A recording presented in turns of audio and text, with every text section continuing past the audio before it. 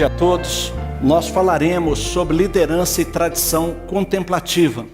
Uma das grandes questões que tem trazido um monte de implicações sobre as nossas vidas é o ritmo de vida que nós temos levado. Seja em qual aspecto for, seja ministerialmente, seja liderando uma igreja, seja fazendo parte de pequenos grupos, seja na sua empresa, na sua escola, na sua casa. A grande verdade é que nós temos assumido muito mais do que aquilo que nós podemos fazer e damos conta de fazer. Como consequência disso, nós temos tido uma vida emocional, física e espiritual extremamente doentia. Nós temos caído no canto da sereia, que Satanás tem usado, tem jogado aí, onde tudo para nós parece ser bom, bonito, legal. E quando a gente percebe, quando a gente vai ver, o custo disso tem sido altíssimo, não somente para a nossa vida física, familiar, de igreja, empresarial e tudo mais, mas principalmente na nossa vida espiritual. O mestre disse, contando uma parábola, o que adianta o homem ganhar o mundo inteiro e perder a sua alma? Qual a vantagem em ter uma grande igreja, uma grande empresa, uma grande escola, seja o que você está fazendo, um ministério, algo relevante, mas se com isso você perde a sua alma? Agora note que isso tem acontecido desde sempre. Porque nós temos uma capacidade muito grande de transportar, de mudar, de inverter os papéis. Muitas vezes, deixa eu ver se vai funcionar, é assim que nós nos sentimos. Essa é a figura de Atlas. Essa é uma estátua que está lá na Quinta Avenida, em Nova York, lá mais ou menos em frente ao Rockefeller Center. A maioria das pessoas passa por aí sem nem presta atenção. Porque fica na Quinta Avenida, e principalmente o brasileiro, mas o restante do mundo é assim também. O negócio é loja, né? O brasileiro é muambeiro, então o negócio dele é que estar nas lojas. Agora a maré não está para peixe, mas houve um tempo que as lojas ali na Quinta Avenida tinha que ter vendedores que falavam português. Porque muitos, né? Inclusive algumas mulheres queriam comprar uma bolsa que vale o preço de um apartamento, mas de sair de lá com, né, com isso. A gente ri, mas é verdade, infelizmente é verdade, né? Eu tanto falo que isso é uma verdade mesmo, que, por exemplo, Foz do Iguaçu, você vai lá nas cataratas, quem menos você vê é brasileiro, você só vê gringo lá. Mas no Paraguai, em Cidade del Leste, está assim de brasileiro. Vai lá, mas não vai lá nas cataratas e tudo mais. Então, lá tem essa figura de Atlas, né? Deus da mitologia grega. E qual é a ideia de Atlas? É que Atlas é o cara que carrega o mundo sobre os seus ombros. Ou pelo menos tenta. E sempre quando você verá a figura dele, ele está curvado, porque o mundo é pesado demais para ele carregar. E talvez alguns, né, mais novos aí, aquele livro de geografia, aliás, nem sei se usa mais, que cheio de mapa, que chama Atlas, é por causa desse cara, né? A ideia dele. Mas olha que interessante. Quando você bate a foto por trás dessa estátua, lá em frente tem a Catedral St. Patrick, na Quinta Avenida. Ninguém conhece. Passa lá para baixo, para cima, Louis Vuitton, Bose, não sei o que e tal, mas ali, passa ali, uma belíssima de uma catedral católica, uma arquitetura fantástica, tanto por fora quanto por dentro. Aliás, uma meia-culpa de nós evangélicos, nós precisamos aprender com os católicos, ortodoxos, a construir templos. Os nossos templos são tudo caixote, cheio de puxadinho, onde não tem acústica, onde a preocupação é oferecer o melhor conforto possível para os que estão presentes ali, se esquecendo de que aquilo está sendo construído para a adoração a Deus. Você entra dentro de uma igreja dessa, a gente, e aqui você vai na Sé também, e outras tantas, dá vontade de tirar o sapato. de tão santo, de tão preparado que o local é para isso. Então eu tive a oportunidade já, de algumas vezes, estar lá. E realmente é isso, local preparado para isso. Mas o que chama a atenção é que quando você entra dentro dessa igreja belíssima, e você vai se aproximando mais lá do altar, tem essa imagem do menino Jesus, mais ou menos, 8, 10 anos de idade ali, lá no fundo lá, ninguém vê também. Eu falo assim, eu não sei se foi de propósito, o que estava por trás disso, mas lá fora tem aquele fortão, aquele Deus fortão, tentando carregar o mundo sobre os seus ombros e não dando conta. E lá dentro o menino Jesus tem nas mãos o quê? O mundo nas suas mãos. Um garoto de 8, 10 anos de idade. A diferença é que esse garoto ali, representado naquela imagem, é Jesus. Deus, o Filho de Deus. Ele tem o mundo nas suas mãos. Mas a maioria de nós, parece que nós estamos carregando o mundo sobre os nossos ombros. Parece que se parar de trabalhar, o reino de Deus vai se extinguir. Parece que a empresa vai quebrar se você diminuir o seu ritmo. A maioria das pessoas, das nossas igrejas, com as quais nós nos relacionamos, também estão exaustas. Não aguentando. A espiritualidade ocidental, atual, é esta aqui. Essa realidade que nós presenciamos. Primeiro, viver da espiritualidade dos outros. Nos basta tão somente, para a grande maioria das pessoas que frequentam as igrejas, vir aqui uma vez por semana, aos domingos, para serem alimentados espiritualmente. Ouvir um bom sermão. Aliás, eles até encarregam o pastor, o pregador, de cuidar da sua vida espiritual. Afinal de contas, eu estou até pagando para isso. Dou lá umas ofertas, uns dízimos. Então que o senhor se encarregue de me trazer uma boa palavra para que durante a semana a minha bateria possa ir descarregando aos poucos sobre isso. Por quê? Porque estamos sem tempo. Eu não tenho tempo. Eu não posso separar meia hora, 1 hora por dia para simplesmente debruçar sobre a Bíblia ou por um momento de oração. Ou pegar a família, reunir em culto, num culto doméstico, estudar um livro. Participar de um pequeno grupo. As demandas que a vida me obrigam são muitas. Uma vida corrida, sem tempo para nada. Uma experiência com Jesus em grande parte na cabeça, mas não no coração. Sabe muitas vezes vários versículos da Bíblia. Sabe até fazer uma oração bonita. Eu estava sendo cogitado para assumir um ministério de uma igreja. E a igreja, o pessoal ali da comissão de sucessão pastoral me convidou para ir naquela igreja, para pregar, para conhecer a igreja me conhecer. Eu estava lá na sala de oração, como a gente tem aqui, a gente faz sempre antes da mensagem. E aí o vice-presidente da igreja chegou, pastor, só me desculpe e tal. Sempre já pedi isso para o pessoal, mas a igreja ficou muito tempo sem pastor, está sem pastor. Então tem um casal aí que queria apresentar o seu filho. E perguntaram se o senhor poderia. Eu falei, claro, perfeitamente, faço sim. Então. E aí apresentamos a criança e eu pedi ao pai da criança que orasse, entregando o seu filho a Deus, e pedindo a orientação de Deus, a capacidade de Deus para cuidar daquele bebê. E pronto, ele orou e tudo mais. Tá? Terminou o culto, aí o pessoal chegou para mim e falou, pastor, o pai do bebê ele não é crente não.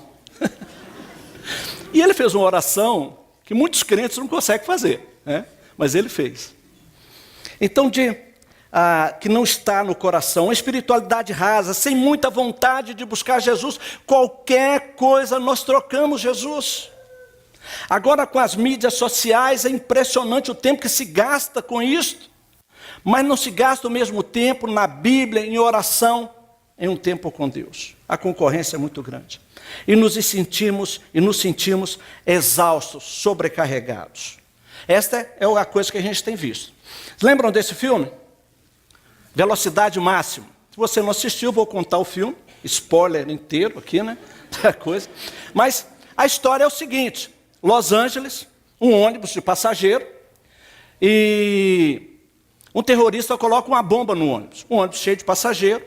Quando o motorista atingisse 50 milhas ou 80 quilômetros, aquela bomba seria ativada, e que se diminuísse, caísse de 80, a bomba explodiria, o ônibus ia explodir, matar todo mundo ali. Então essa é a pegada do filme. E aí imagina, em Los Angeles, tipo São Paulo, andando a 80 km por hora. Se fosse aqui, né? Primeiro cruzamento, primeira marginal aí, já tinha explodido já há muito tempo, né? Haja viaduto para tudo quanto é lado, né? Mas lá eles tentam, e a história é assim, vai, sai batendo, vocês veem aí na foto aí, tal, aquela coisa, pula, né?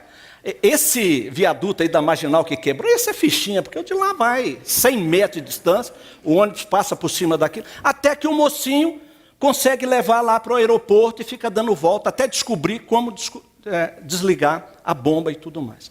Em suma, o seguinte: a nossa vida parece a história desse filme. Se a gente parar, a gente explode. Eu não consigo. Eu tenho conversado com alguns pastores de algumas igrejas, e ele fala: Giovaldo, isso não é um momento, eu não posso, a gente está vivendo um momento aqui, tal, que se eu... E ele se esquece que a conta chega. Não conseguimos silêncio para ouvir e estar com Deus. Como nós precisamos aprender com a história da igreja. Uma coisa muito interessante é este mapa. Esse é um mapa bem reduzido da história da igreja. E é interessante que você percebe ali a igreja começando, né? Deixa eu ver onde que aponta isso aqui. Onde que dá? Aqui, né? Aqui. Você tem aqui 33, da Pentecostes, a história da igreja. E a gente precisa entender que a igreja era uma igreja só, uma igreja única. Não existia batista, presbiteriano, metodista, assembleiano, não tinha, era uma igreja só. Você pertencia à igreja dependendo da cidade onde você morava. E nos primeiros anos, era assim que eles se reuniam. E quando surgia algum problema, alguma dificuldade para resolver, eles se reuniam em concílios. Então pegava lá as 7 principais cidades, as igrejas maiores, enviavam bispos, pastores, para ali, para numa assembleia deliberar sobre esses assuntos. E sempre foi assim que essa igreja trabalhou nesse sentido quando tinha alguma coisa para resolver. E existem basicamente 3 ramos que nós temos dentro da cristandade. A gente tem a igreja ortodoxa, que essa, né, continua ali, você percebe que ela continua, que é essa igreja que a gente tem na África, no Oriente Médio, na Rússia agora, a gente viu lá por ocasião da Copa do Mundo, né? Depois a gente tem o outro vertente que saiu aí, a igreja católica, e também a gente tem a igreja protestante que acabou saindo aí da igreja católica. Então, são esses 3 ramos basicamente que nós temos. Então, as pessoas, quando você ouve assim, morreram cristãos na Síria, não é batista que está morrendo lá, esse pessoal. Lá no Egito, são os coptas, cristãos, né, ortodoxos desses locais que estão padecendo por isso. Então, são essas igrejas, e creiam, existem cristãos nessa igreja. Né? Até nesta igreja aqui existem cristãos. Não sei se você sabe disso, né? Mas nós temos aqui também. Então, aí a gente sabe o que aconteceu com a igreja católica, e aí nós temos a igreja protestante, depois a igreja anglicana e tudo mais e tal. Nos primeiros 1054 anos, até 1054, então vamos dizer ali, nos primeiros 1000 anos, quando tinha algum problema para resolver, eles resolviam entre eles. Quando surgia alguma heresia, algumas coisas, eles deliberavam sobre isso. Por exemplo, se dizia que Jesus não era perfeitamente homem e perfeitamente Deus. Era incoerente, não tinha como ser isso. E aí o que eles fizeram? Olha, essa heresia está surgindo aqui, vamos reunir o pessoal aqui. Tinha gente que falava assim, a Bíblia não é ungida, os 66 livros da Bíblia, quando deliberaram sobre isso, esse livro não é apócrifo, não é esse. Então se reuniu para discutir sobre isso. Um dos principais concílios foi o de Nicéia, que aconteceu em 325. Era uma declaração de fé. Os 3 ramos da cristandade creem naquele credo que saiu lá do concílio de Nicéia. Talvez você nunca tenha ouvido falar nisso. Talvez você não conheça. Mas é o que você crê. É isso aqui, ó. Deixa eu ver se vai aparecer. Não, não vai aparecer aqui, não. Não vai aparecer aqui, não. Tá? Talvez você não conheça, não tenha ouvido, mas é o que você crê. O cristianismo bíblico estava todo reunido ali. Esse credo de Nicéia, o testemunho de Jeová, os mórmons não acreditam nele, mas nós acreditamos nisso. Então, até esse ponto, até 1054, não existia divisão na igreja. Quando eles tinham de deliberar, fazia assim. Mas em 1054, o bispo da igreja de Roma, a maior igreja, a maior cidade, e até aquele momento ali é preciso a gente entender que havia vários conflitos de língua, de cultura, né, até de fuso horário, uma série de problemas, existiam mais problemas menores, até que esse bispo de Roma decide o seguinte, ele faz uma alteração lá no credo de Nicéia, pouca coisa, mas ele se autodenomina Papa, e diz, eu sou infalível, como representante de Deus sobre a face da terra. É lógico que os bispos da igreja ortodoxa não gostaram disso. E foram reclamar com ele. Falaram, não, mas você não pode fazer. Claro que eu posso fazer isso. Eu sou a maior igreja, eu posso fazer isso. Se eu tenho autonomia, eu me autodenominei Papa, eu sou representante de Cristo sobre a face da terra. Não, mas não pode ser assim. A gente sempre caminhou junto. E fica aquela coisa, aquela discussão ali. E ele não aceitando, ele vira e fala assim, então eu excomungo vocês. E os bispos da igreja, não, peraí, nós é que excomungamos vocês. Aí excomunga daqui, excomunga dali, fica assim, né? Houve essa divisão, né? Esse tempo todo aí. Depois a gente sabe o que aconteceu com a Igreja Católica, até que em 1517, então, a reforma protestante lá com Lutero. Depois lá, em 1529, o rei da Inglaterra queria divorciar, o Papa falou, não pode. Claro que pode. Não, não pode. Você sabe com quem você está falando? A carteirada, né? O rei virou e falou assim, olha, fazer o seguinte, eu não preciso de você, eu vou criar a nossa própria igreja aqui. E surgiu então a igreja anglicana. Ou seja, de lá para cá, foi tanta divisão que aconteceu, né, nessa coisa toda aí.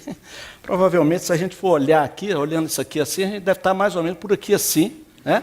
Se não for um pouco mais. No Rio não, que dependendo da sua igreja, talvez seja um pouquinho mais longe. Né? Mas houve essa coisa toda.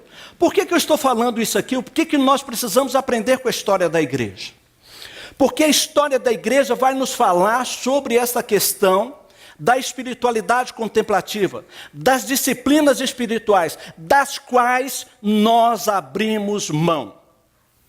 Os estudiosos dizem que são cerca de 20, 21.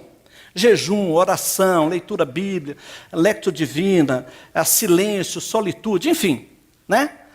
Muito grande nisso aí, que era a prática da igreja desde os seus primórdios. Mas que com o passar do tempo nós fomos abrindo mão disso e fomos jogando fora. Sabe aquela figura que a gente usa muitas vezes, de jogar o bebê fora junto com a água suja? Nós fizemos isso. Não, mas nós não podemos ter esse momento de silêncio, de solitude, porque isso é católico. Nós não podemos porque isso é ortodoxo. Nós não podemos fazer isso porque... Mas como não? Se isso é bíblico. E é interessante como que nós abrimos mão de tantas coisas que é bíblico por causa de algumas coisas que foram nos passados. Quer ver um exemplo? Muito interessante. Quem é a mulher mais importante da Bíblia? Maria. E por que nós falamos tão pouco dela? Como evangélicos. Você não pode... Não, isso é católico. Maria é adorada pelos... Mas espera aí. A gente pode não concordar com isso. E não concordamos realmente. Mas por isso nós não temos que denegrir a imagem de Maria. Ah, mas esse momento de silêncio, solitude, esse momento de contemplação, isso é desse pessoal. Tá, e qual que é o problema? Isso não é deles, isso é histórico, isso é da Bíblia, isso é da igreja, isso começou no início. Querem ver outro exemplo? De quem é o arco-íris? Apocalipse fala que o arco-íris sai do trono de Deus, e Deus usou na sua aliança com Noé. Ah, mas não podemos usar arco-íris. Não, não tem negócio de arco-íris. Aliás, cala-te-boca, né? Teve uma época aí, isso é coisa de nova era. Aqueles ursinhos carinhosos, lembram dele? Né? Não, isso é de nova era, não sei o quê, não pode usar isso. Sabe quem inventou aquilo? Uma irmã nossa da primeira igreja batista de Dallas, no Texas, nos Estados Unidos. Professor de escola bíblica dominical de crianças. Criou os ursinhos ali para ensinar a Bíblia. E aquilo tomou uma proporção, virou, né, quadrinhos, desenhos e tudo mais e tal. Aí chegamos e falamos, não, isso não pode não, que é nova era. Eles vêm e se apropriam daquilo que é nosso, daquilo que é bíblico. E aí você entra na história, tem um monte de coisa, né? Crente não joga, crente não dança, crente não fuma, crente não bebe, crente não isso. Como se jogar fosse sinal disso, se fosse. Né? Todo atleticano era crente, porque ninguém joga lá no time do Atlético mesmo, né? Cadê o Felipe? Não está aqui hoje não, né? Saiu, né? Aliás, o Ari Veloso usava isso como corintiano, né? Ele falava do corintiano. Né? Então, isso é para chamar a atenção, meus queridos, que nós abrimos mão disso. Troca de um pragmatismo, de um humanismo, de um monte de coisa, de demandas disso e daquilo, de atender e de fazer a igreja de acordo com o gosto do freguês. O que você gosta? Um ambiente com ar-condicionado? Então nós vamos fazer. O que você gosta? Não, nós vamos. E assim vai.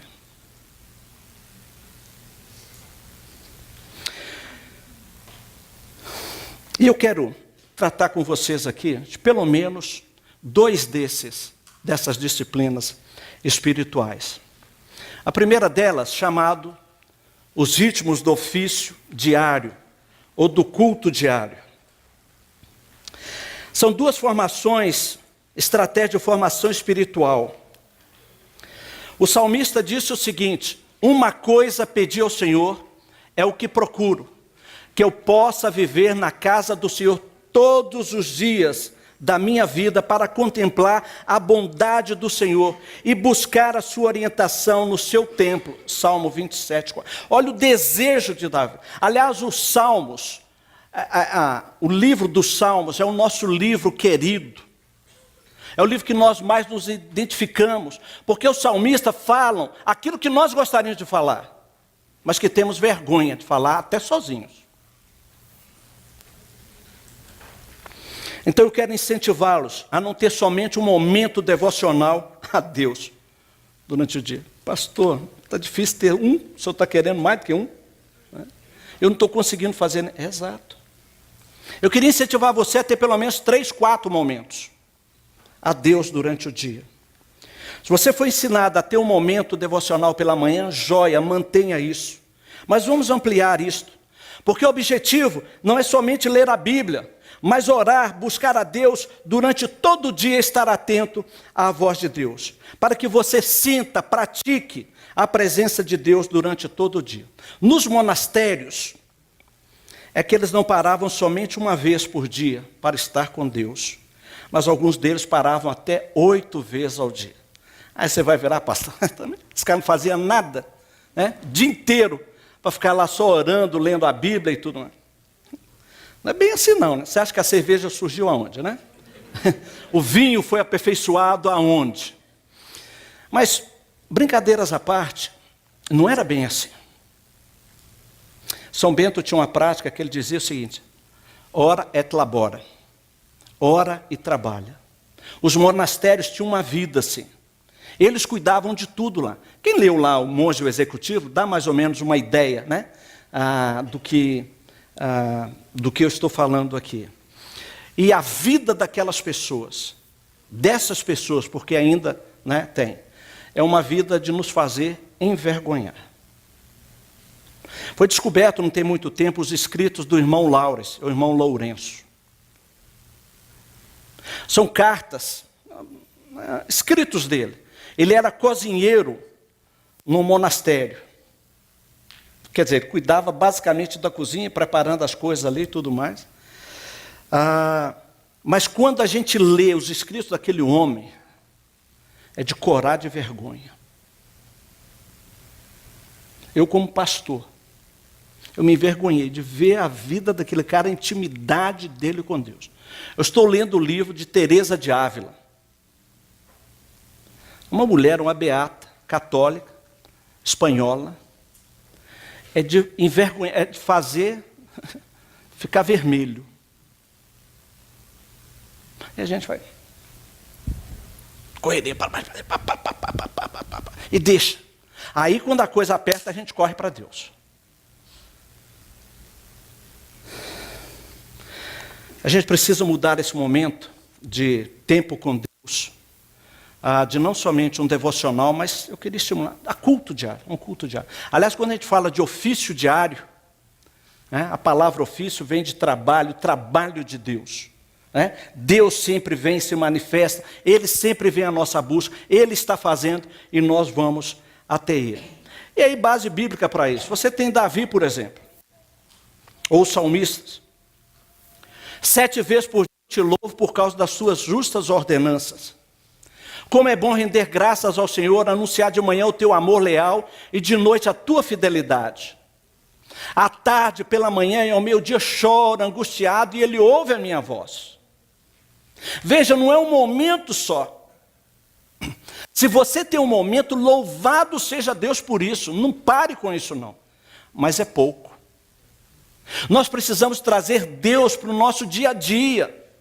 E não deixá-lo compartimentalizado somente no momento pela manhã ou à noite.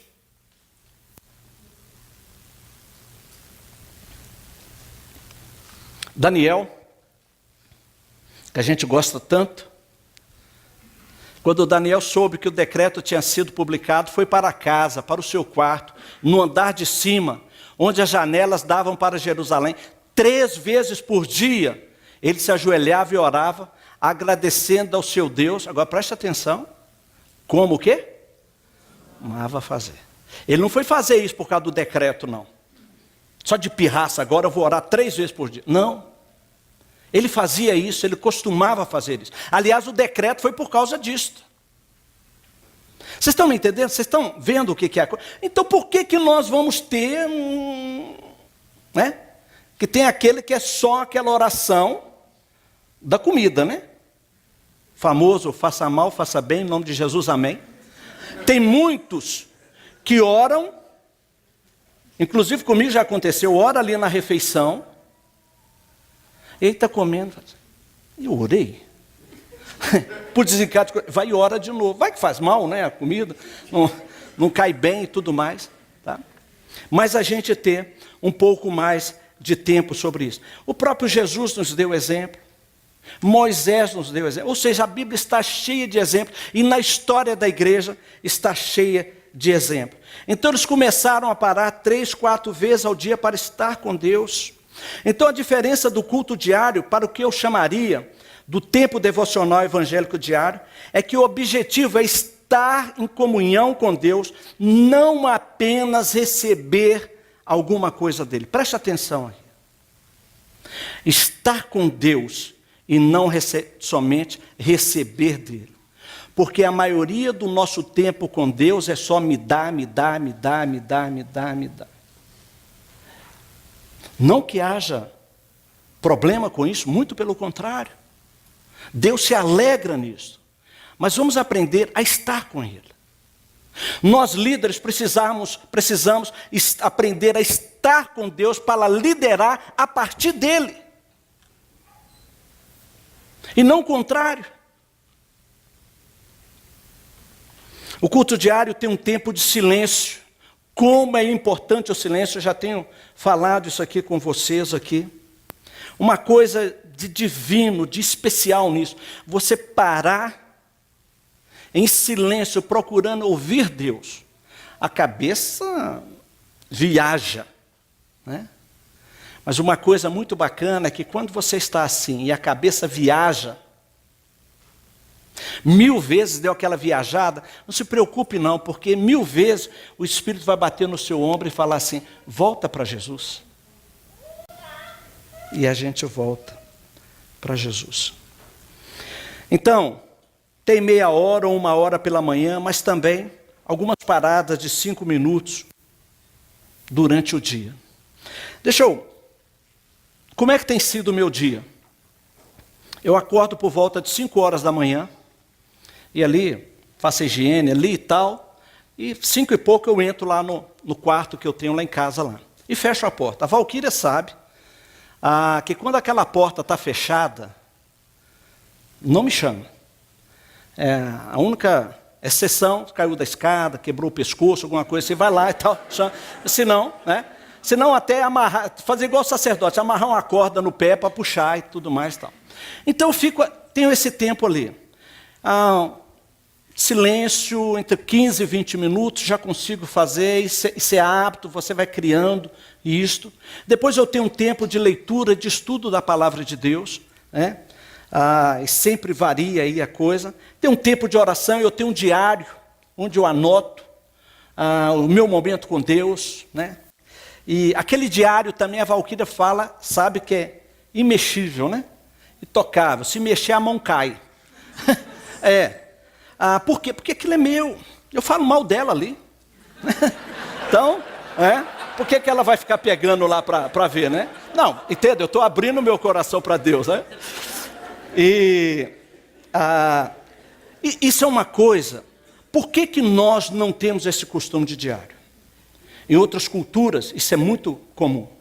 Porque a gente tem essa mania aqui de que não tem privacidade, não se respeita. Agora, qual que é a sua senha? Por que eu não posso acessar aqui? Em alguns países da cadeia, mas aqui no Brasil, violar a correspondência, pegar diário, não tem problema. Então não se faz isso, não se tem essa prática. Eu tenho alguns diários meus de 10 anos, 15 anos atrás, que eu falo, poxa vida, eu era muito mais crente naquela época, né? Né? E ver as coisas, a ação de Deus na vida da gente. Então eu faço isso ali, isso vai até umas 6h30 mais ou menos. Aí eu desço, tomo café e vou fazer uma caminhada com a Valquíria. Caminha ali por pé, vocês estão vendo que não dá muito efeito, até porque todo dia eu oro para estar chovendo, né? Ontem foi uma maravilha, né? Ontem foi uma maravilha. E aí, eu volto, tomo um banho e vou trabalhar. Ao meio-dia, depois do almoço, ali 1 hora, também eu separo um tempo lá, tenho lá 5, 10 minutos. Não é mais 1 hora, não. Ao final da tarde e à noite, quando eu vou dormir. Quando eu coloco a cabeça no travesseiro, eu faço a seguinte oração: Senhor, como foi o meu dia? Espírito Santo, sonda o meu coração. Uma oração de avaliação de como foi o meu dia. Eu preciso pedir perdão ao Senhor por alguma coisa. O que eu preciso acertar amanhã? Normal. Coisa fluindo normalmente. E não vem com essa desculpa de que você não tem tempo. Temos tempo sim. Porque você prioriza aquilo que você valoriza. Anota aí, para não esquecer. Você prioriza aquilo que você valoriza. Falar que não tem 5, 10 minutos paradas, você gasta muito mais tempo nisso de outras coisas.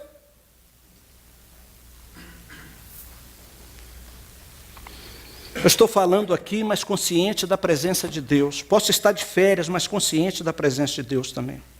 Então o alvo, a comunhão, é estar com Jesus quando nós estamos ativos. Então o objetivo dessas paradas não é somente parar, mas trazer Deus para a nossa realidade. Aliás, a Bíblia não vai falar para a gente orar sem cessar? Então o foco da minha vida não é pastorear, não é liderar um ministério. O foco da minha vida é buscar Deus, é estar com Deus, ver Deus face a face. A minha vida tem a ver com a comunhão com Deus. Não importa se eu sou aposentado, advogado, médico, pastor, empresário. O nosso primeiro trabalho é permanecer e estar com Jesus. Então, um desafio, tente, invente. Tente à tarde, nem que seja 5, 10 minutos diário. Tá? Nós temos um livro chamado Dia a Dia, tem na livraria aí, O Bob tem aí também, a gente tem lá embaixo também, que vai ajudar muito você. Ele traz 2 devocionais ao dia, né, para ajudar você nisso aí. Ok? Então essa é a primeira disciplina que eu queria tocar com vocês aqui, esse tempo que a gente chama de culto diário. Olha aí, o templo lá de São Benedito. 8 vezes ao dia, a cada 3 horas. Gente, mas não ficava 1 hora em cada momento. Alguns desses momentos eram 5, 10 minutos. Mas é simplesmente estar cônscio da presença de Deus. E esse último aqui, ó, aliás, apontando aqui, né, que é o que eu tenho feito sempre antes ao dormir aqui. Muito bem. Avançando um pouco mais, tem a ver com isso também, com esse diminuir o ritmo para estar com Deus, para desfrutar uma união amorosa com Deus. O sábado, o Shabá, o sábado, ou o dia de descanso, tá? Todas as vezes que eu me referi aqui sábado, não pense no dia de ontem não, tá? Pense no dia como dia de descanso, um período de 24 horas, sem ansiedade, ou coisas para fazer. Então lhes disse, o sábado foi feito por causa do homem, e não o homem por causa do sábado. Marcos 2, 27. Se o culto diário tem a ver com o nosso ritmo diário, né, nosso dia a dia, e a gente precisa entender que a nossa sociedade funciona 24/7, uma das primeiras vezes que eu fui, a primeira vez que eu fui aos Estados Unidos, entrando naquelas lojas de conveniência, está lá, 24/7. Falei, gente, caramba, o que é isso, né? Aí que você vai entender, 24 horas por dia, 7 dias na semana, né? Está aberto, funcionando aquilo ali. Nós funcionamos assim. Vivemos conectados a todo instante, estamos aí com microtédio. Se a gente pega o celular, o nosso smartphone, a cada 15 segundos a gente dá uma olhadinha nele para ver se chegou uma notificação, uma mensagem, e se não chegou já dá um desespero na gente. Naquela pirâmide de Maslow, né, das necessidades, a última agora, a base lá, chama-se bateria. Né? É a maior, o pessoal aí da indústria de eletrônicos aí, eles ficam ali tentando como aumentar a bateria. O uso da bateria ali. Agora, como família de Jesus, a gente tem que ter um ritmo, e esse ritmo tem que ser diferente da proposta que o mundo tem feito para nós.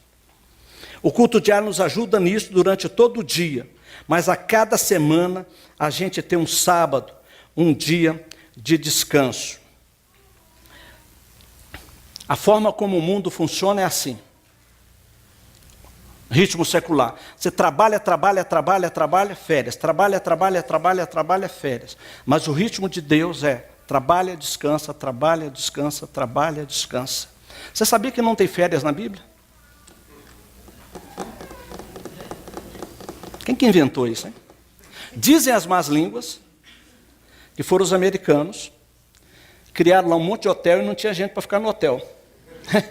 Vamos dar férias para esse povo para ele vir ocupar o hotel. Mas conta-se que surgiu na Revolução Industrial, por ali naquela época. Aliás, a palavra férias vem do latim, que é féria lá, que é o dia de descanso, né, que o romano usava, e depois ampliou isso aí dentro dessa necessidade. Porque o trabalho era tão intenso, se trabalhava tanto, que o pessoal não tinha condições de descanso. Mas o ritmo de Deus é diferente. Porque a proposta de Deus é você trabalhar 6 dias e descansar um dia. Trabalha 6 dias. Nunca há acúmulo. Nunca há exaustão. Porque tem essa proposta. E é isso que a gente quer falar um pouquinho a esse ritmo. Então nós somos convidados por Deus a toda semana a separar um período de 24 horas. Aliás, os judeus já têm feito isso há mais de 3.000 anos. Tem feito isso. Agora, a gente precisa tomar um cuidado dentro aqui desses 4 elementos do sábado. A primeira coisa é que tem 2 extremos. O primeiro extremo é o legalismo. Era os casos dos fariseus. O sábado é para o Senhor, não é um dia de folga. No legalismo, diz que se você não guardar o sábado, você é como um assassino. Deus está com raiva de você, não vai lhe abençoar, você não pode fazer nada no sábado. Isso é o legalismo. Os sabatistas, os adventistas são assim. Quer dizer, em parte, em termos. Isso é um extremo. E foi isso que Jesus batia de frente com os fariseus. Aliás, o fariseu pegou isso, e era uma forma, era o cabresto mais fácil de controlar o pessoal, e eles foram colocando mais carga em cima disso.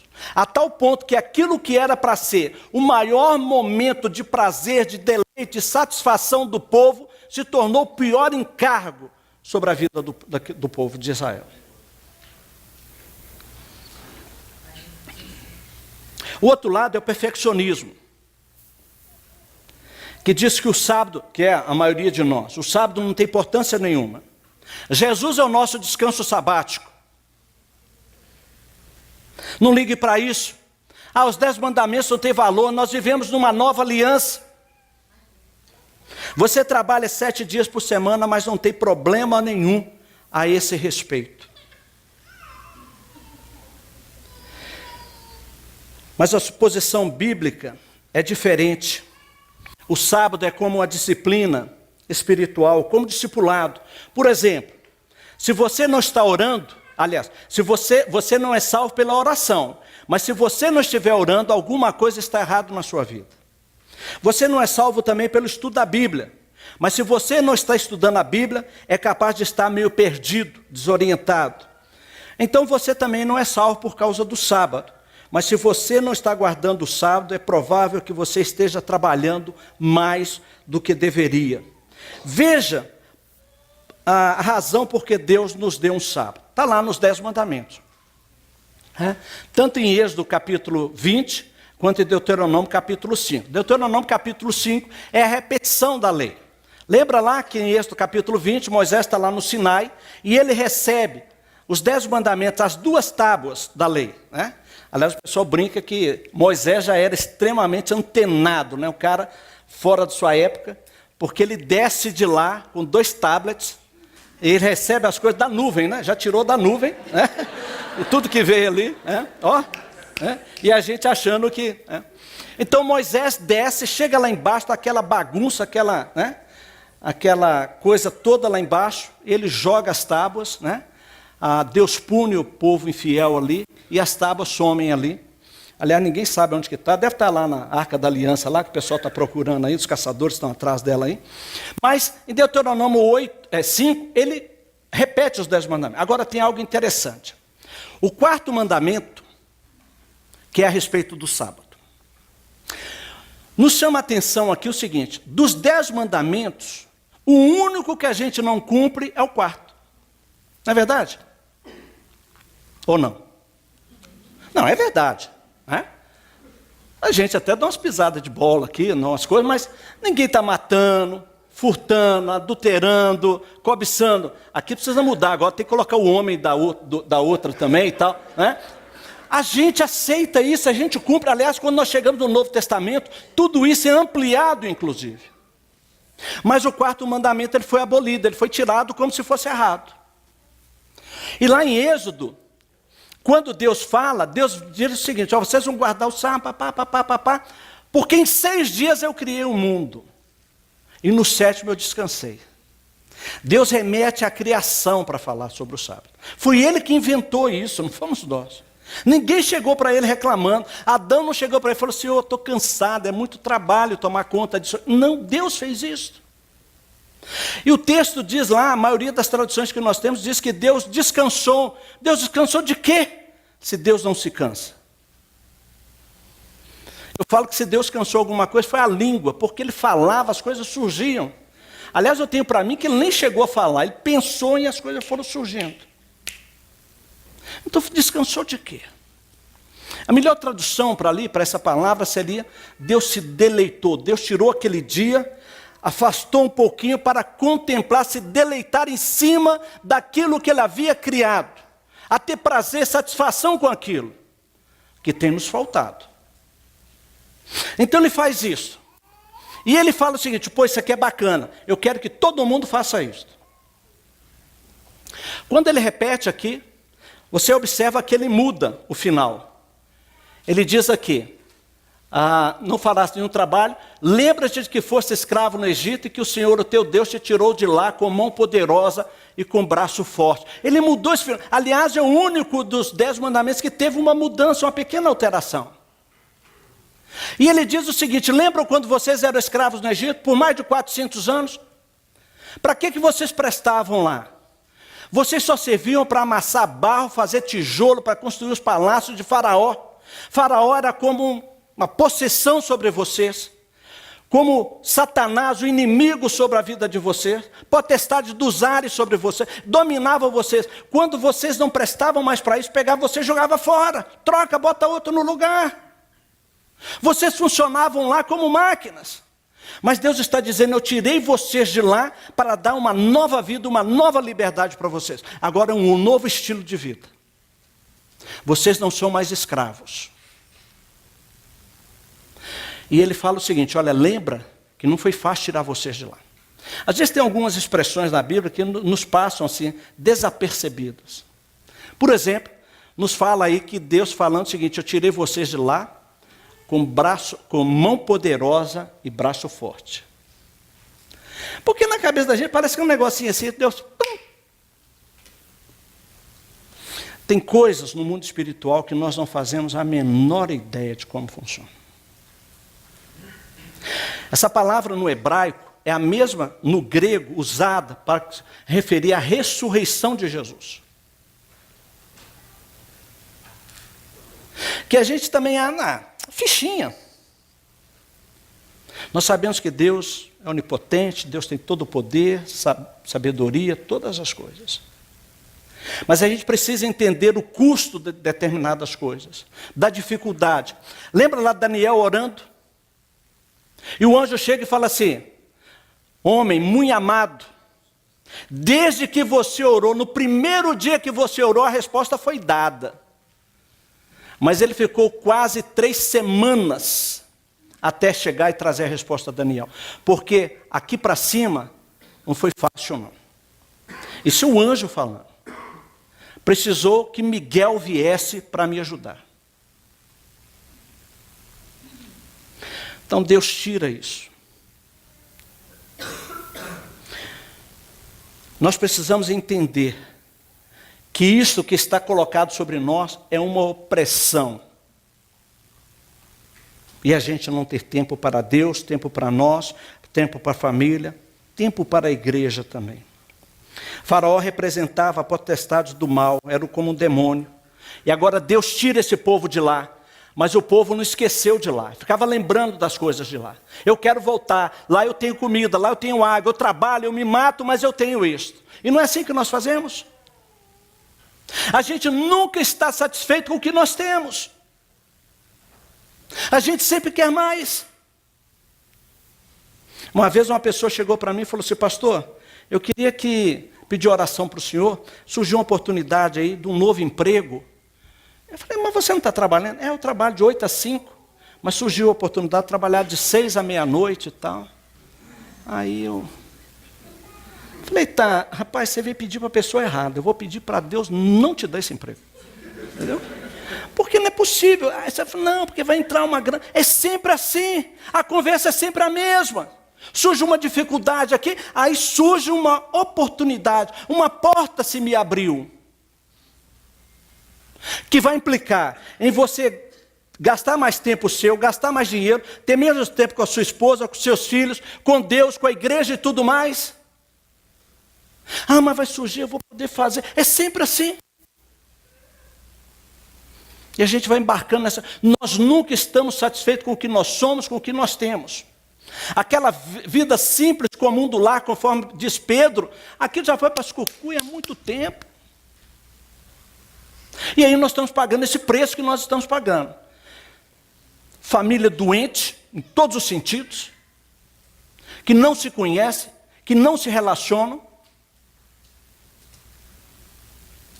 Uma vida espiritual, uma vida caminhando com Deus, como diz o pessoal, neca de pitibiriba.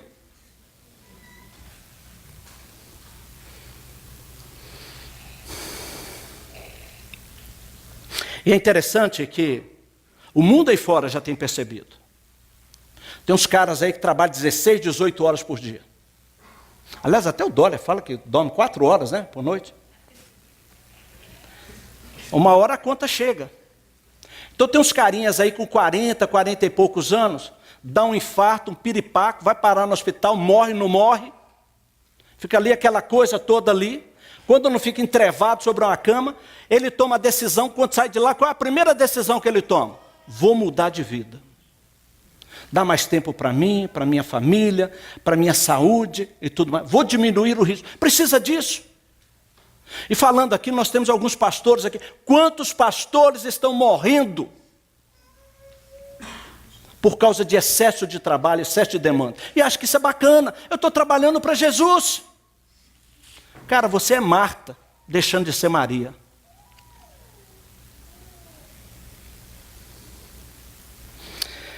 Então Deus está dizendo o seguinte: agora vocês são meu povo, vocês vão trabalhar 6 dias, e um dia de 24 horas vocês vão resistir a Faraó, você não serve mais ao mundo, você vai descansar, se deleitar, deixa eu amar você porque você é meu.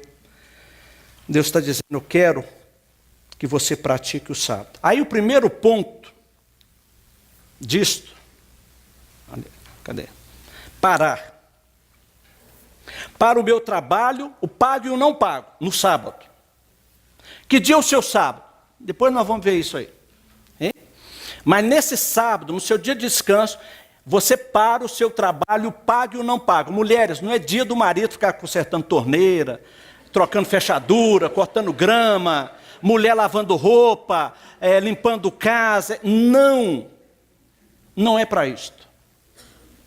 Para o trabalho, pague ou não pague. A não ser que estas coisas deem prazer a você fazer. Por exemplo, eu detesto lavar carro. Eu prefiro colocar lá, vai lá, paga lá uns 30, 40 reais para lavar o carro e tal. Mas tem gente que ama. Eu lembro lá na minha época, lá mais novo, na época do Fusca, tinha uns colegas, desmontava o Fusca, bota banco para fora, tapete, tal, aquela coisa toda, entendeu? A manhã inteira do sábado, mas aquilo para ele era prazeroso. Tem gente que gosta de jardinar, eu gosto de marcenaria. Se bem que já tem um tempo que eu não me... Gosto de lá fazer uns armários, fazer cama, fazer estante. Eu gosto disso, de fazer. Isso me dá prazer em fazer. Ok? Não é trabalho. Então a razão por que eu paro é porque é Deus quem está cuidando do mundo, não eu. Eu sou completamente limitado. A maioria de nós tem uma lista de coisas que precisaríamos de 8 dias da semana para acabar a lista. Ela nunca acaba, na verdade. Você vai morrer e ficará um monte de coisas que você não fez ainda. E sabe de uma coisa? Quando você morrer, Deus continuará cuidando do mundo normalmente como tem feito até hoje. E às vezes o mundo pode estar até um pouco melhor, mas... né? Ele continuará edificando a sua igreja, sem eu, sem você. A igreja existe há mais de 2000 anos. Eu tenho um amigo, Luiz Saião, que disse que a igreja é feita por nós. Só falta a gente desatar esses nós, que a gente mesmo criou, que a gente vai resolver. E ele fala, isso me dá uma esperança tão grande, porque tem 2000 anos que o homem tenta destruir a igreja e não consegue. Porque a igreja é do Senhor, Ele continuará edificando. Então, o ponto do sábado é que é Deus quem está no trono e não eu. Então eu paro. Né? E esse parar varia. Né? Dependendo. Eu parava, o meu sábado era o sábado. Mas por causa dos seminários do MES, eu tive que mudar para terça-feira. Né?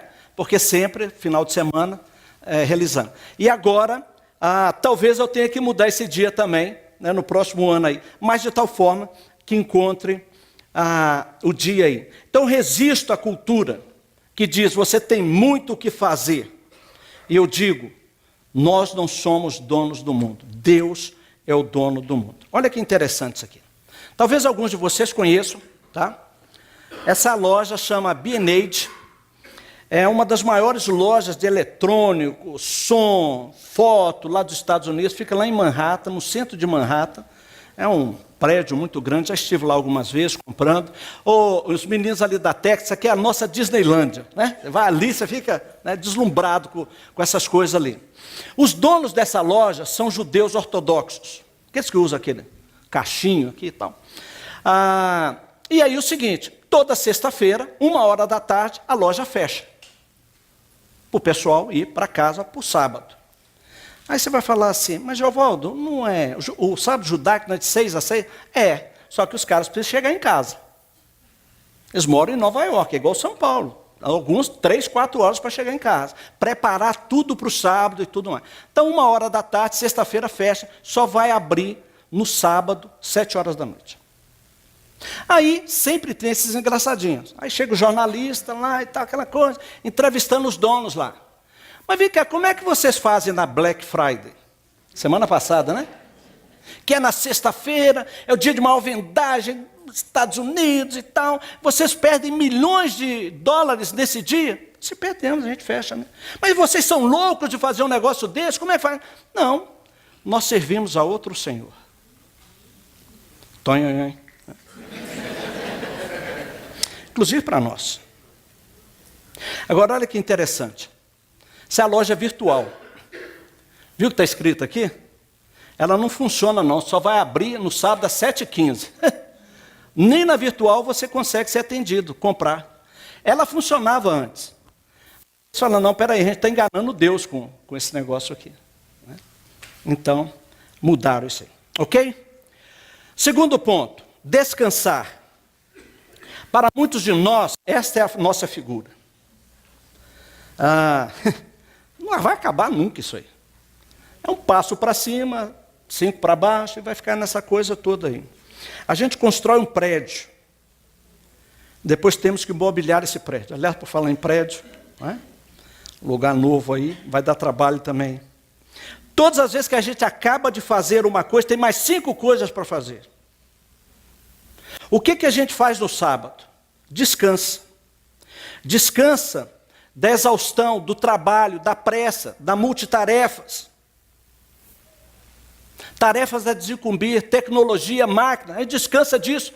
Olha só, gente, já tem alguns restaurantes aqui em São Paulo, que quando você entra, e entra com pessoas, ali na mesa ele vem e coloca um cesto para você colocar esse trem lá. Algumas casas que têm praticado o sábado, no dia do sábado, no dia do descanso, eles colocam um cesto lá na porta, onde todos os membros da família colocam seu celular, tablet, tudo ali. Hoje não é dia de mexer com isto. Vamos olhar um na cara do outro, vamos conversar um com o outro. E sabe quem mais ama o sábado? As crianças. Porque sabe que vai ter os pais, pelo menos por um dia, inteiramente deles. Então a gente descansa, tira uma soneca, relaxa, cuida do jardim, vai lavar carro, se for o caso, vai passear, vai fazer alguma coisa. Descansa de tudo. Agora, o que é descanso para mim pode não ser para você. Correto? Por exemplo, eu não gosto de praia, não sou chegado em praia. Tudo na praia me incomoda.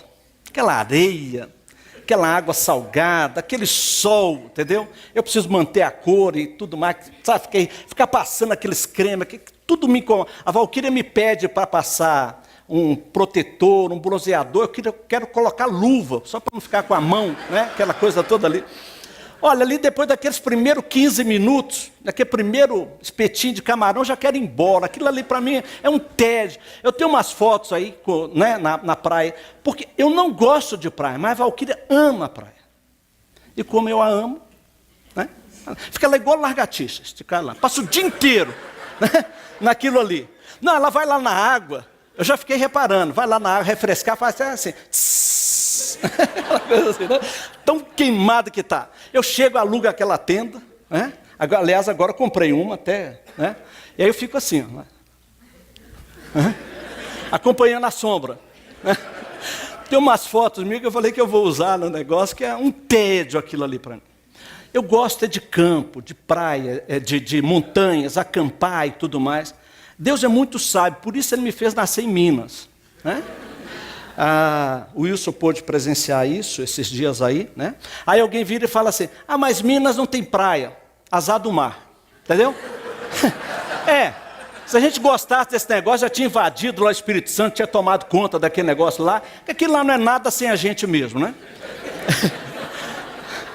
Outro dia eu estava falando isso, e tinha um capixaba, ele virou e falou assim, sabe por que Minas não tem praia ali? Você já imaginou, Minas com aquelas montanhas, aquelas coisas, com pão de queijo e etc e tal. Imagina se tivesse mar, ninguém ia aguentar o mineiro, né? Tá? Então, isso varia. O que é descanso para você pode não ser para sua esposa, para suas crianças e vice-versa. Tem que entrar num acordo aqui. Terceiro, deleitar-se. Em Gênesis, nós já falamos sobre isso, Deus tirou um sábado. Ele declarou que tudo era lindo no mundo e ele se deleitou. Então nós somos convidados a nos deleitarmos também a cada sábado. Eu quero perguntar para você o seguinte, o que traz alegria a você? O que enche o seu balde de prazer, de satisfação? Pense um pouquinho sobre isso. E Deus está dizendo para você o seguinte, eu quero que você faça isso. Que você se alegre nisto. Ele nos deu 5 sentidos. E a gente se deleita no presente da vida que Ele nos deu. A gente não está trabalhando nesse dia, no sábado. E o mundo é lindo. Deus está dizendo, eu fiz esse mundo lindo para você. Aproveite, se deleite. Eu tenho feito com a Valquíria, sempre quando a gente está disponível aí, uma folga, de sair aqui por perto. Sabe esse bate e volta? Um dia, sai por aqui. Gente, você descobre coisas fantásticas que tem dentro de São Paulo. São Paulo não tem só engarrafamento, não, tem um monte de coisa. Até cachoeira com água cristalina, sabia disso? Potável, inclusive. Tem dentro de São Paulo. E aqui ao redor também, várias coisas. De vez em quando eu pego o telefone e ligo lá para o meu amigo Gaspar, a Sandra, vamos comer um peixe aí? Desce, vai lá em Santos. Sai aqui por perto, isso faz parte. Mas a gente vai, não tenho tempo, eu não posso, não dá para... E não precisa de dinheiro para fazer essas coisas. Outro dia caiu a ficha para mim. Até por causa aqui do MES, eu já estive algumas vezes em Nova York. Eu vou falar algo aqui com vocês que eu até, num certo sentido, me envergonho em falar isso. Já estive naqueles museus lá. Confesso que eu não tenho muita paciência também, eu vou assim, passando. Mas já estive lá. Porque sabe o que é? Você entra dentro do museu, aquele museu lá de História Natural. Sinceramente, honestamente, para você ver aquilo ali, vai uma semana, não vai? Não, se for para ver direito. Né? E eu não tenho uma semana lá, mas estive lá e tudo mais. Você vai lá no Central Park, já várias vezes lá e tal, aquela coisa. No Ibirapuera, eu nunca tinha ido. No MASP, eu nunca fui. Sabe aquela coisa? Amanhã eu vou. Amanhã eu vou. Você está lá em Nova York e pensa, não sei se eu volto aqui. Então vamos aproveitar, vamos de uma vez. Não é assim que a gente funciona? Amanhã eu vou, amanhã eu faço. Lá no pico do, como é que é? Jaraguá? Como é que é? Jaraguá? Nunca tinha ido lá. Falei, não, vamos lá antes que a gente morra. Vou fazer essas coisas aqui, algumas coisas aqui dentro, sem precisar ir para longe para fazer. Se deleitar nessas coisas. Então Deus nos convida para isso. E isso é muito radical e tem a ver com a nossa saúde emocional. Muitos de nós cresceram em famílias que não tinham deleite. Tudo era trabalho, trabalho, trabalho sempre. Então é preciso aprender a se divertir, a brincar, a usufruir dos bens da vida. Precisamos conduzir a cultura para curtir as boas coisas que a vida nos dá, o deleite. Foi Deus que nos deu esse presente. As belezas, as coisas boas da vida. Muitas pessoas pensam que deleite é como se fosse pecado. Mas Deus criou o mundo e Ele é muito bom e nós estamos invertendo isso. Se você trabalha 7 dias por semana, toda hora, você está tirando da sua alma. Preste atenção nisso aqui, nesse princípio. A Bíblia vai falar da terra ter um sabático. Levítico 25. Um belo dia lá, Deus chega de manhã e fala assim, Moisés, reúne a turma aí. Tive uma ideia excelente. Reúne a turma toda aí. Aí juntou todo mundo lá e tal. Aí Deus vira para eles e fala assim, vamos fazer o seguinte. Durante 6 anos, vocês vão plantar e vão colher. Mas o 7º ano vocês vão parar e vão deixar a terra descansar. Nesse 7º ano, eu vou revigorar a terra, eu vou trazer novos nutrientes, vou trazer todos os sais, tudo que a terra precisa, ela vai estar descansando. Ok? Aí lá no final da sala, alguém levanta a mão e fala assim, professor, eu não entendi um negócio aqui. Tá, e o que a gente vai comer nesse 7º ano? Preocupa não, já pensei em tudo. Ok? No 6º ano, porção dobrada. Aliás, que não é nem dobrada, né? 3 vezes mais. Porque tinha do 6º ano, do 7º e do 8º. Porque no 8º eles iam plantar, não ia ter ainda o que comer. Deus, já pensei, no 6º ano vai dar muito mais do que vocês têm colhido. Vocês vão ter 1 ano daquele famoso CBD. Comer, beber e dormir. Vão fazer nada, 1 ano de férias. Enquanto a terra está descansando e vocês estão descansando. É o tal do ano sabático. Que olha que interessante, que o mundo secular, principalmente empresarial, já aprendeu a muito mais do que nós. Princípio bíblico. Vocês vão deixar a terra descansar. Aí, pô, bacana, legal, já imaginou isso aqui, um comenta com o outro e tal. Aí vão lá plantando e tal. No 6º ano, negócio daquele jeito. Aí chega um, né, virou e falou assim, ô, você vai fazer aquilo que Deus falou mesmo? Ano que vem você não vai plantar, não? Não, vou não, Deus falou, que é isso, eu vou plantar. Você viu como é que foi esse ano? Já aumentei os armazéns, está tudo lá duplicado lá, que eu vou plantar, vou aproveitar e tudo mais. E aquela conversa daquele cara contaminou todos os outros ali. E eles desobedeceram a Deus. E continuaram plantando, até que Deus teve um dia que chegou, basta, todo mundo para a casinha, de castigo. Ok? Todo mundo para a Babilônia. 70 anos lá. E o principal motivo do cativeiro babilônico foi esse, enquanto vocês estiverem lá, eu vou recuperar a terra que vocês destruíram. E Deus está dizendo o mesmo para nós. Meu filho, descansa. Porque enquanto você estiver descansando, eu estou revigorando a sua alma. Eu estou trazendo novos nutrientes. Eu estou cuidando de você. Enquanto você dorme, eu cuido de você. Inútil é você dormir tarde, acordar de madrugada, porque o pão eu dou para você enquanto você dorme. Acorda para isso.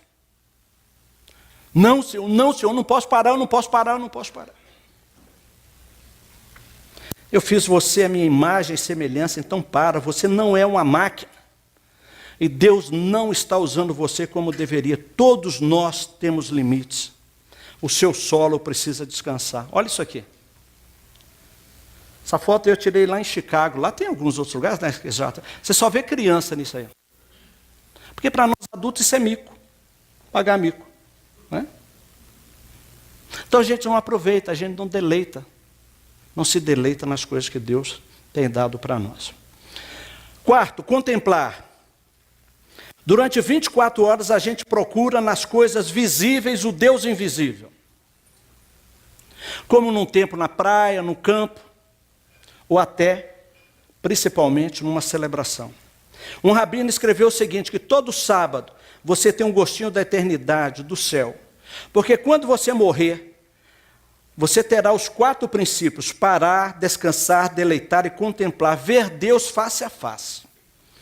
Agora, se você não puder sentir um gostinho da eternidade agora, através do sábado, porque está muito ocupado, o que o faz pensar que vai se encontrar com Deus face a face no céu? É um privilégio nós termos um sábado e podermos desfrutar dele. Finalizando, lembretes importantes. Temos de guardar o sábado. Jesus disse que você não foi feito para o sábado, mas o sábado foi feito para você. Mas nós estamos como viciados, como escravos, com o faraó dentro de nós. E falando aqui de pastores, muitos pastores e líderes não conseguem parar. Estão como que viciados. Deus está dizendo, para, eu te amo, descansa. Mas nós pastores estamos dizendo, não, de jeito nenhum, eu tenho que trabalhar para ti.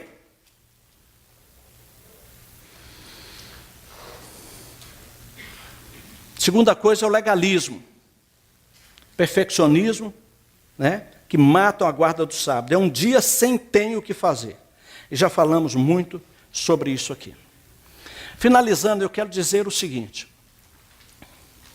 Não somos nós que guardamos o sábado. É o sábado que nos guarda. Nos guarda do estresse, da irritabilidade, da doença. Tem coisa pior do que você encontrar com uma pessoa que dormiu mal à noite, ou que teve poucas horas de sono. Você não quer nem passar perto daquela pessoa. Então, na verdade, o sábado nos guarda, o dia de descanso nos guarda de tudo isso. Agora, a pergunta que mais acontece nos seminários é a seguinte. Às vezes uma mulher levanta a mão e fala assim, pastor, o meu sábado é dia de lavar a casa, passar roupa, fazer comida, enfim, né? Esse é o meu sábado. Aí eu pergunto, mas você trabalha fora? Trabalho. Trabalha quando? Trabalho de segunda a sexta. Não, então pera aqui, vamos fazer uma conta aqui. De segunda a sexta são quantos dias? 5. Então, Deus falou para trabalhar quantos? 6, né? Então, sábado, o seu sábado você vai lavar roupa, passar, né, fazer comida, limpar a casa, etc. Vai fazer tudo isso. Senão você está desrespeitando Deus da mesma forma, trabalhando só 5 dias.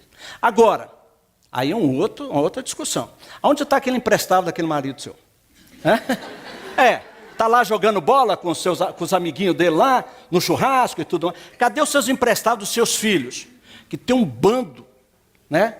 Eu sei que não são vocês aqui, os nossos aqui, não são assim, que não sabem mexer com arrumar um quarto, arrumar a cama, ter a dignidade de colocar o prato, pelo menos lá na pia. Agora, né? Então a gente tem que inverter isso aqui. Qual vai ser o sábado da maioria de vocês aqui? Qual que é? Domingo. E graças a Deus que vocês estão numa igreja que respeita o sábado de vocês. Nós só temos uma celebração, às 11 horas, esse momento aqui, que é o seu momento de contemplação, ou parte do seu momento de contemplação. Antes de vir para cá, você tem um tempo muito grande, até para dormir.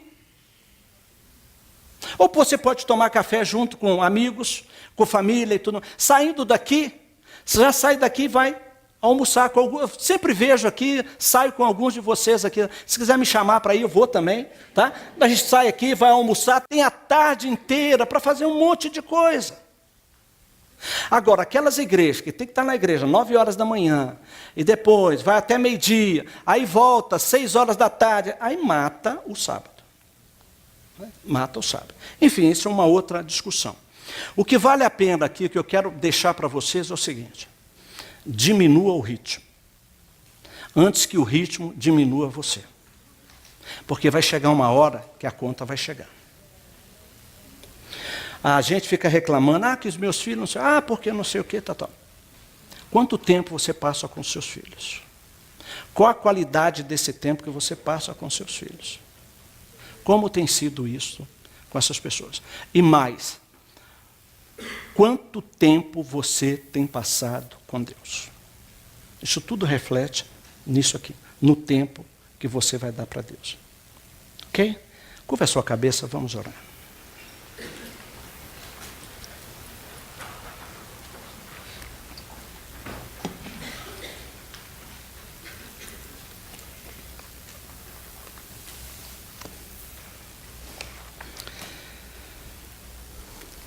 Eu quero dar um tempo para você mesmo, abrir seu coração para Deus. Talvez você tenha que pedir perdão para Ele. Porque até hoje, apesar de saber, mas até hoje, você tem negligenciado o seu dia de descanso. O dia de descanso que Ele criou para você. Então abra seu coração para Deus.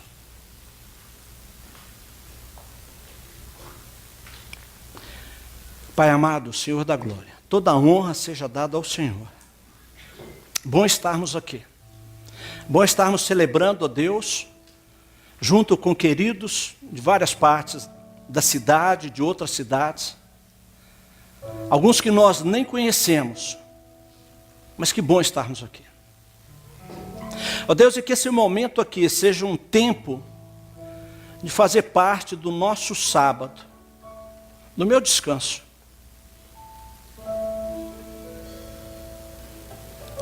É que ele se estenda, ó Deus, não somente esse momento aqui, mas durante todo o dia.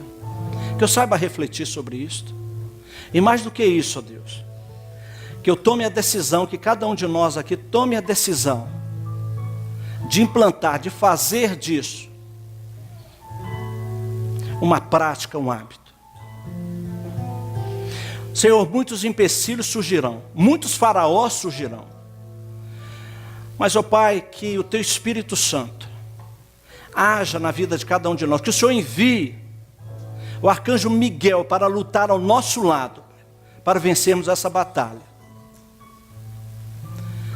Senhor, Tu sabes também, Deus, que muitos aqui até têm o desejo, têm a vontade, mas talvez o momento não seja propício, não permita isso. Senhor, crie a condição, Pai. Crie a condição. Ajude-nos. Que a Tua graça, a Tua misericórdia seja sobre as nossas vidas. Oramos em Cristo. Amém, Senhor.